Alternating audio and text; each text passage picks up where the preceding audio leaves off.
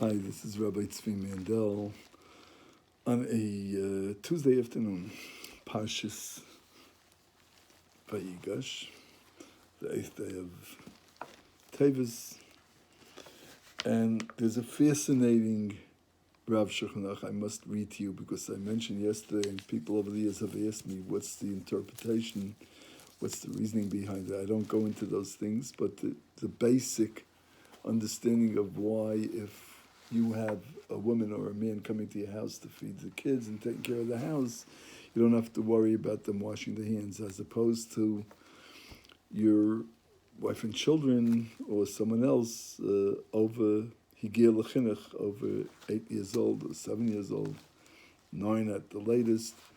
You do have to be very strong about them washing their hands before they're touching the foods. The Rav says like this in Simon, in the 4th chapter, 2nd paragraph.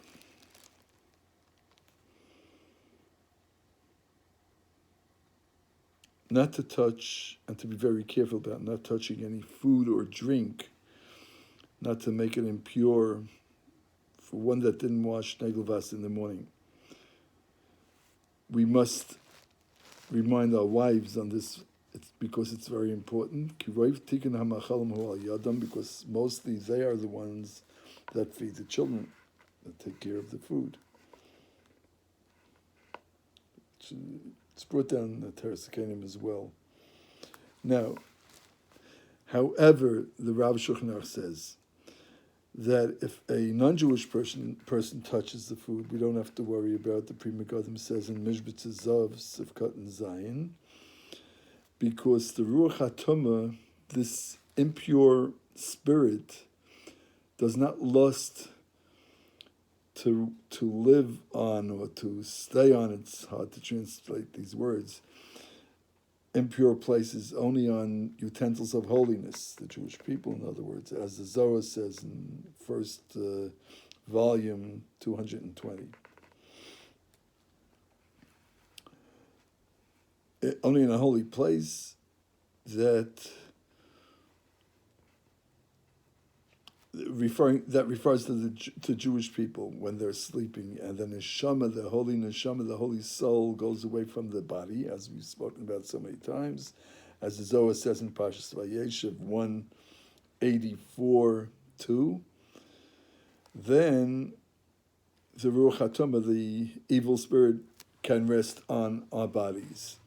And when the neshama, when the holy soul returns to our bodies, then the impure spirit goes away from the whole body and only stays on the hands.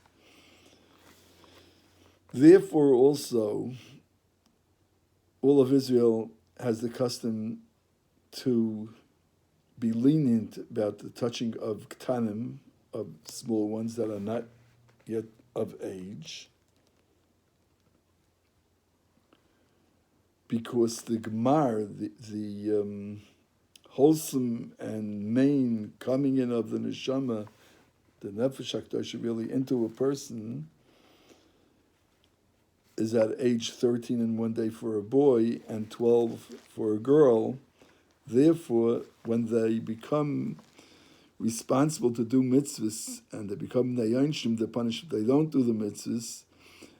So that's when the beginning of the holy neshama comes into the Jew.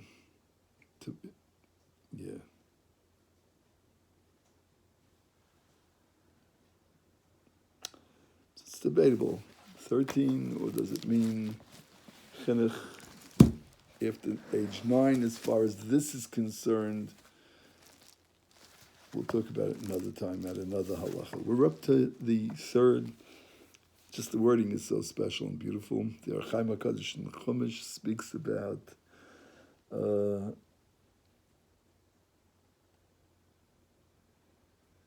how he gives a parable,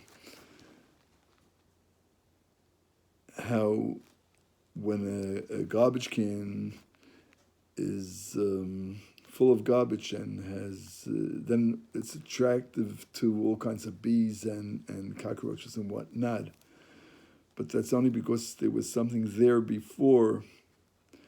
But if there's nothing there to begin with, then it's not attracted to that. So that the Jewish soul could become dirty and full of garbage and smell from impure things, specifically, then it needs extra protection, as opposed to those that don't have a Jewish soul. All these things don't affect them. Okay, another time we'll talk about that. We're up to the third chapter. Laws governing putting on one's garments and proper bearing contains 8 paragraphs. The first to third speaks about the modesty in dressing and in dress, both how one dresses and how to get dressed. 4 to 6 speaks about putting on one's garments. I thought that's what dressing means. Okay, we'll see. 7 to 8, proper bearing. Okay. It is written in Micha, that's one of the prophets, 6, verse 8. And walk modestly with your God. Therefore, a person must conduct himself modestly in all his ways.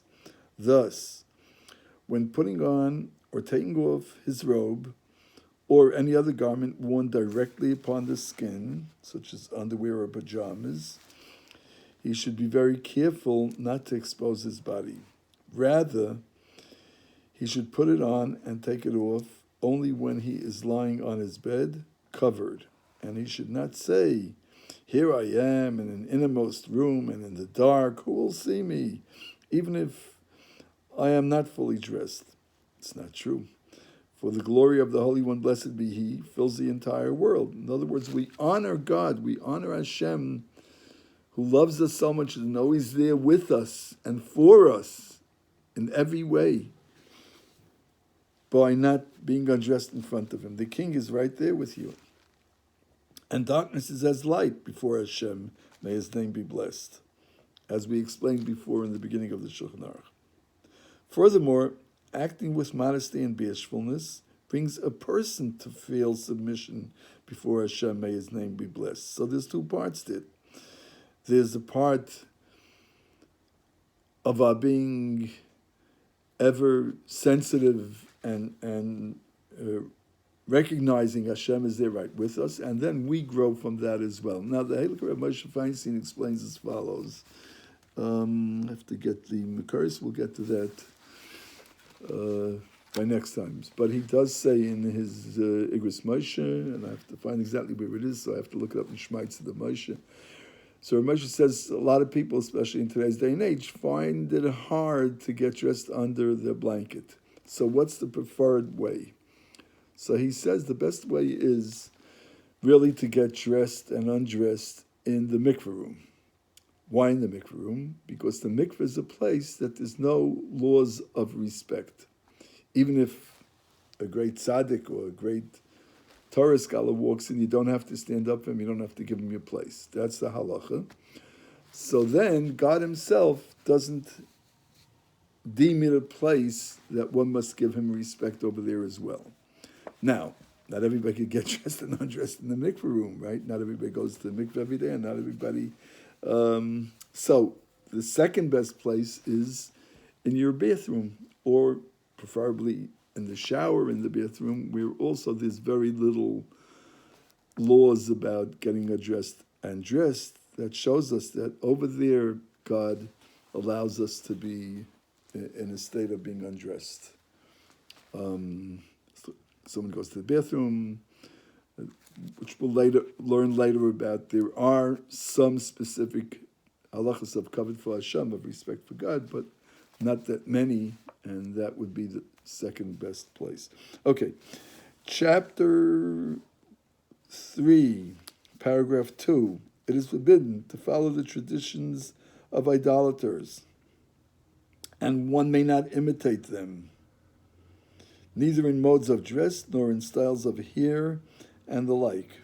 As the verse states in Vayikra 20:23, do not follow in the traditions of the nation that I expel from before you. This verse refers to the nations of the land of Canaan who engaged in immoral behavior. So that would be the prototype of what we're talking about. Elsewhere, the verse also states in Vayikra 18:3, do not follow their traditions. And in another context, the verse states in Devarim 12:30, beware for yourself lest you be attracted to follow after them. This prohibition applies only to practices that are marked by a lack of modesty or may have their origins in idolatrous rituals. Now, it is not forbidden to follow customs that have clearly developed for a specific benefit. For example, it is permitted for a physician to wear a doctor's coat so as to be recognized as a professional. This is the Ramah in Yeridea 178:1. Okay, a person should not wear an article of clothing that is designated by other nations to convey haughtiness, such as a garment worn by dignitaries. An example of this is the case mentioned in the Gemara. The Talmud says that it is forbidden for a Jew to imitate them, even with regard to the types of shoelaces that one wears. As we see in Sanhedrin 74b, there's a lot to talk about that. This means that if the manner of the other nations was to tie it one way, and the manner of Jews was to tie it in another way, or if it was their custom to wear red laces and the Jewish custom was to wear black ones, since wearing black is a mark of humility, self-effacement, and modesty, then it is forbidden for a Jew to change his custom to that of the other nations. From this example, each person can learn to apply according to his own place and time, that any garment designed to convey haughtiness or immodesty should not be fashioned, in other words, worn by a Jew. Rather, his garments should be fashioned such that they bespeak submission to Hashem, self-effacement, and modesty. This halacha is expressed thus in Sifri Parshas Re'eh 29, you should not say, since the others go out dressed in purple, I too will go out dressed in purple. Since they go out adorned with armor, I too will go out adorned in armor. For these